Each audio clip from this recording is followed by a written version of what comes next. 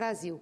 Mas eu já queria trazer a essa tribuna um debate que eu considerei relevante, que foi e que tomou corpo esse final de semana, embora não tenha começado nesse final de semana, que foi a proposta do governador Geraldo Alckmin de São Paulo, para que, ao invés de fazermos uma mudança na Constituição, reduzindo a maioridade penal, nós possamos trabalhar no Estatuto da Criança e do Adolescente, aumentando o tempo de pena para aqueles adolescentes que praticam crimes hediondos. Hoje, a previsão da pena no Estatuto da Criança e do Adolescente é de 3 anos. Então, obviamente, um adolescente com 16 vai ficar 3 anos numa medida protetiva, numa medida de correção. Não vai ter mais do que isso de pena. Obviamente que, se a gravidade do crime exigir, teria que ter. Me parece bastante razoável e equilibrada a proposta do senador Alckmin. Aliás, quando nós discutimos esse tema na Comissão de Constituição e Justiça do ano passado, uma proposta do senador Aloysio Nunes, que previa a mudança da Constituição e reduzindo a maioridade penal apenas para os crimes hediondos, nós já falávamos dessa proposta, que antes de mexer na Constituição, nós deveríamos mexer no Estatuto da Criança e do Adolescente e alongar a pena. Por exemplo, se o adolescente de 16 anos comete um crime, ele considerado hediondo, um crime muito violento, ele não tem limitação de pena de 3 anos, mas poder ter uma ampliação dessa pena. E também ele não sair de 16 e se misturar com os adultos na cadeia, porque aí que é a correção, é que a possibilidade de recuperação dele é que vai ser nula. Nós queremos recuperar o indivíduo, nós somos uma sociedade que não tem prisão perpétua e nem tem pena de morte. Nós acreditamos na capacidade humana de recuperação. Eu sei que é difícil para quem já teve vítimas na família, minha família já teve vítimas de assalto, enfim, nunca uma vítima de um crime mais grave, sei que isso é difícil, mas essa é a lógica do Brasil, é o que a nossa Constituição traz, de apostar na recuperação do ser humano. Então, acho que não dá para nós levarmos jovens de 16 anos para o sistema penitenciário, que é um sistema penitenciário com muitos problemas que nós temos hoje.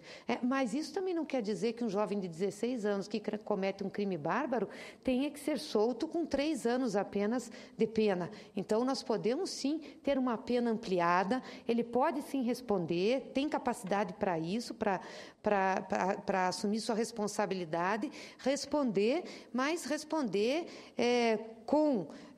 ficando até a sua maioridade, aonde ele deve ficar, que não a penitenciária, e depois também numa situação diferenciada, mas responder. Então, assim, não é um tema fácil, não é uma situação que nós vamos resolver simplesmente aumentando a pena ou simplesmente dizendo que não tem que se mexer em nada e ficar como está. Vai depender muito de uma conversa, de um debate franco nosso, que não entre em questões partidárias, não entre em questões ideológicas, posicionamentos cristalizados, mas que a gente possa estar aberto para soluções que contemplem a proteção da infância, da juventude e da adolescência, mas jamais que contemplem também achar que um jovem, um adolescente pode cometer um crime e não responder por ele diante da gravidade do crime cometido. Então, que nós possamos ter bastante equilíbrio em relação a isso, senhora presidenta. Sei que a Câmara vai discutir essa semana, é um tema que vem para o Senado, nós já iniciamos e a nossa responsabilidade é muito grande para com a juventude, muito grande para com as famílias, muito grande para com a sociedade como um todo.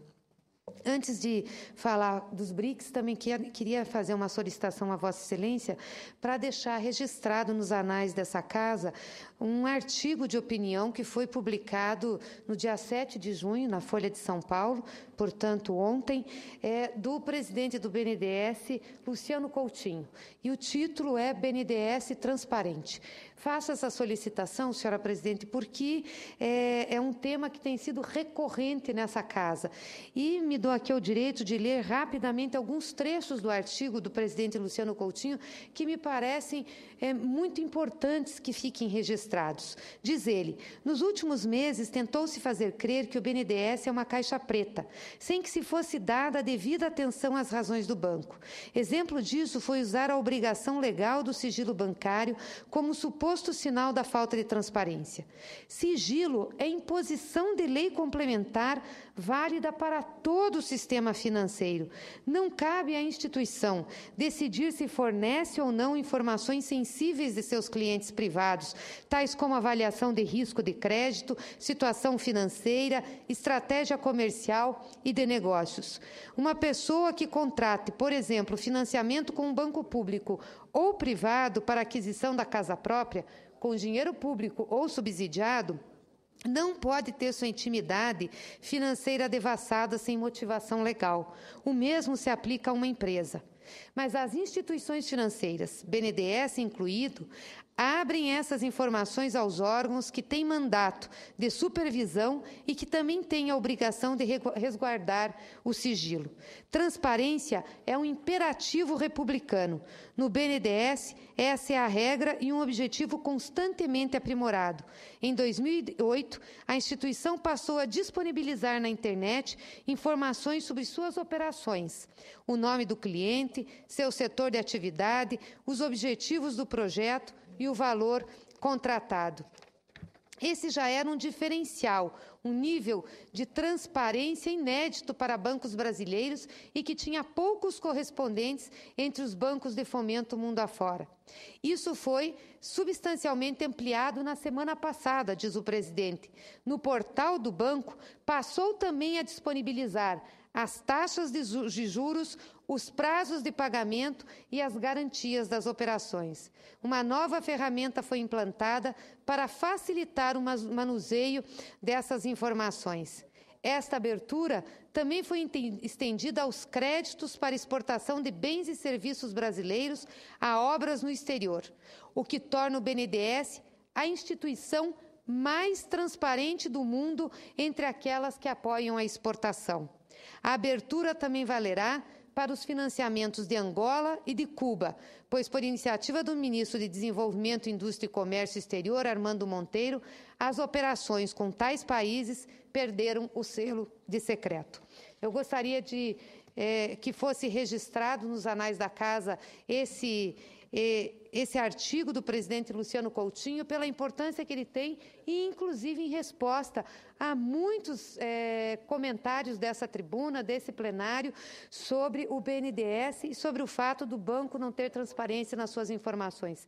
Essas informações prestadas pelo presidente Luciano Coutinho mostram ao contrário do que tem se dito aqui. Senadora, eu indago a Vossa Excelência se Vossa Excelência pediu a transcrição nos anais do Senado desse artigo do doutor Luciano Coutinho. Isso mesmo, pedi as transcrições. Na forma regimental será atendida a solicitação de Vossa Excelência. Agradeço, senhora presidenta.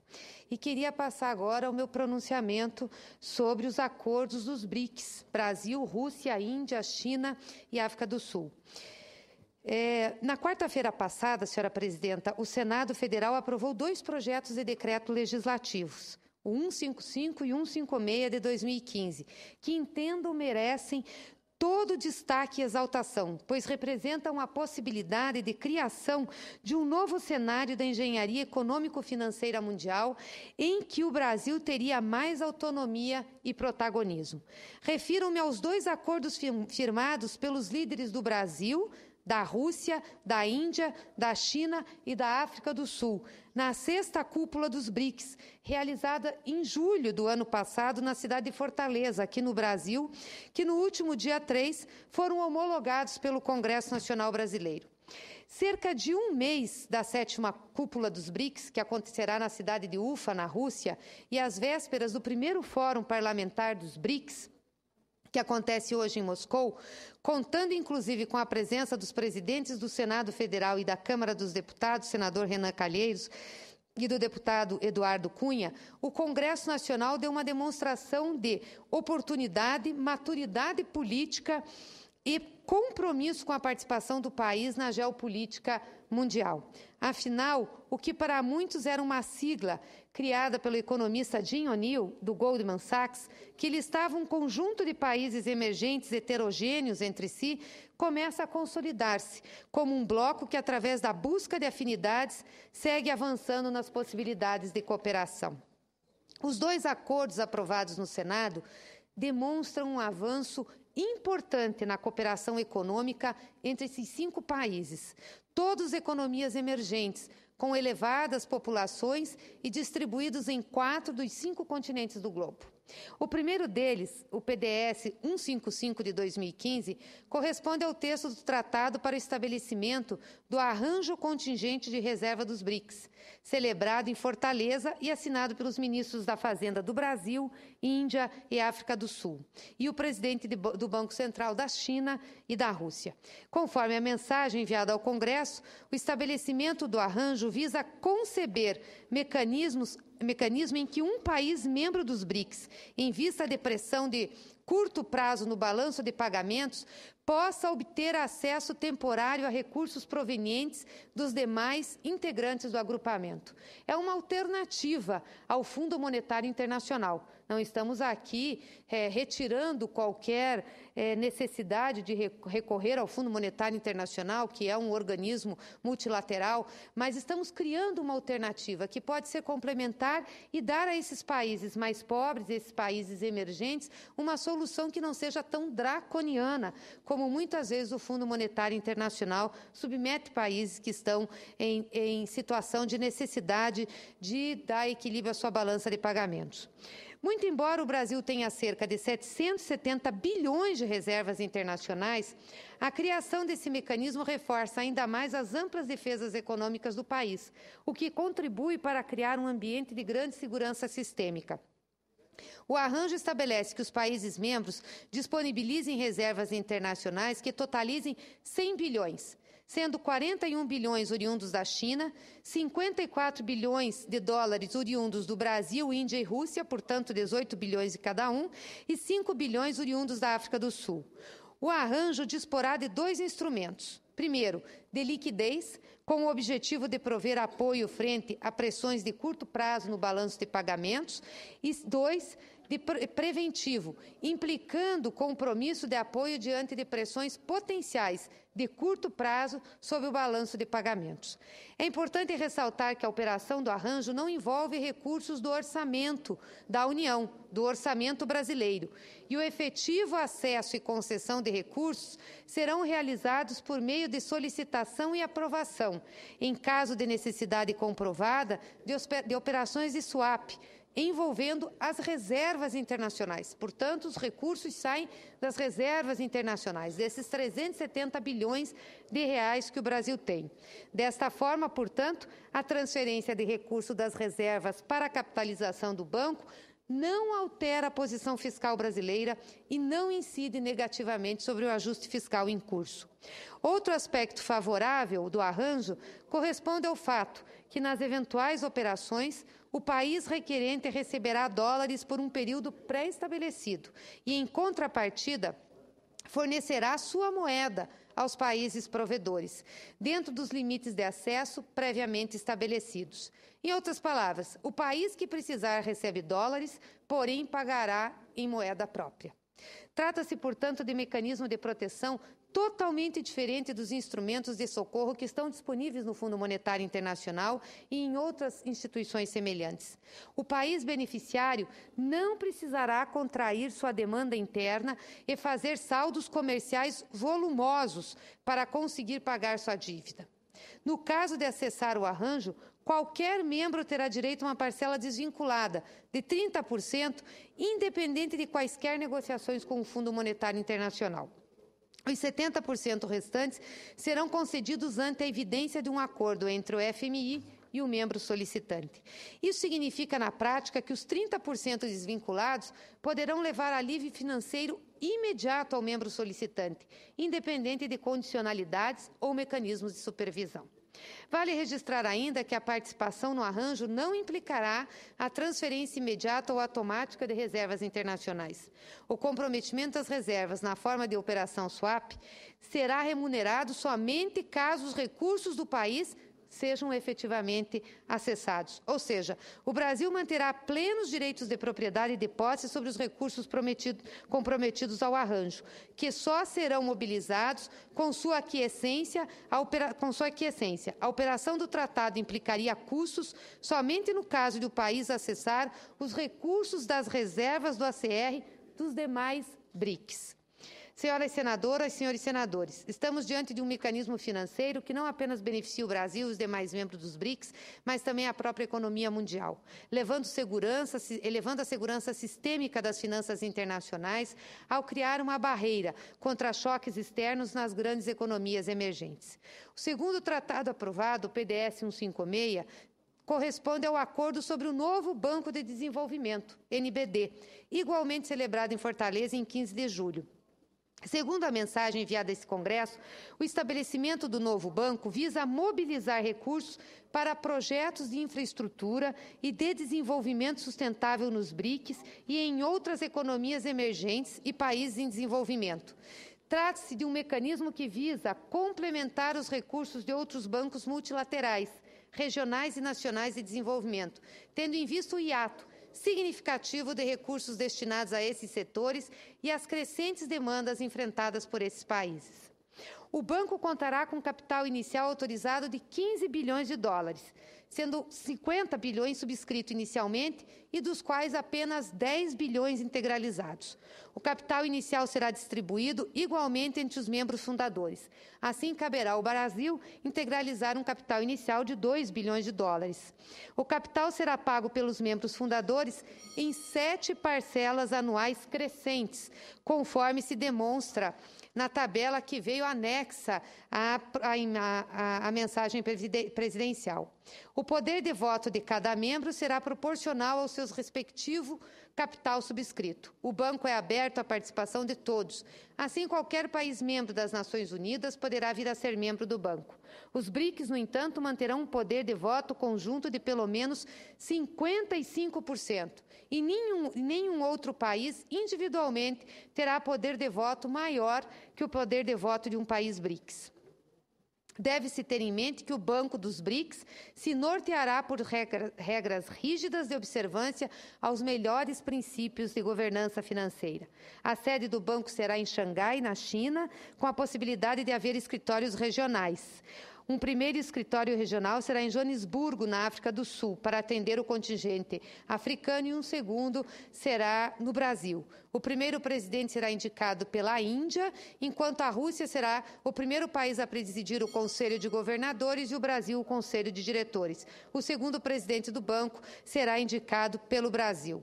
O banco poderá criar ou administrar fundos especiais fora do balanço do banco que terão propósitos específicos e poderá também financiar tanto o setor público como o setor privado.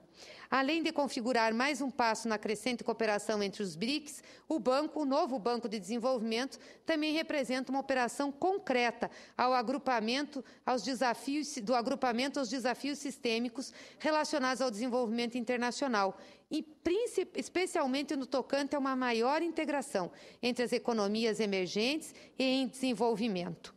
Na realidade, a criação do banco é um sinal de mudança no equilíbrio de poder da economia. Ele, assim como o arranjo contingente, expressa as profundas transformações que ocorreram na geoeconomia e na geopolítica mundial. Queria, senhora presidente, finalizando, dizer que, desta forma, da parte brasileira, a 7ª cúpula dos BRICS, que acontece em menos de um mês na Rússia e contará com a participação da presidenta Dilma Rousseff, já começa em excelentes novidades, que seguramente incentivarão novas possibilidades de operação entre os membros do grupo. Entendo que o BRICS não é um processo fechado ou estático, mas cada vez mais um organismo em desenvolvimento, que o Brasil deve utilizar para promover e favorecer seus interesses, sem prejuízo de seguir ampliando nossas relações com parceiros tradicionais ou trabalhar para fortalecer o Mercosul. Podemos e devemos buscar cooperar mais dentro dos BRICS, para além da cooperação econômica, em segmentos como educação, saúde, ciência, tecnologia e defesa. No momento em que o país realiza um ajuste fiscal, fortalecer o BRICS e as relações entre seus membros pode representar uma excelente alternativa de seguirmos avançando os investimentos, a produção, o comércio e o desenvolvimento tecnológico e científico nacional. Muito obrigada, senhora presidente. Muito obrigada, senhores senadores e senhoras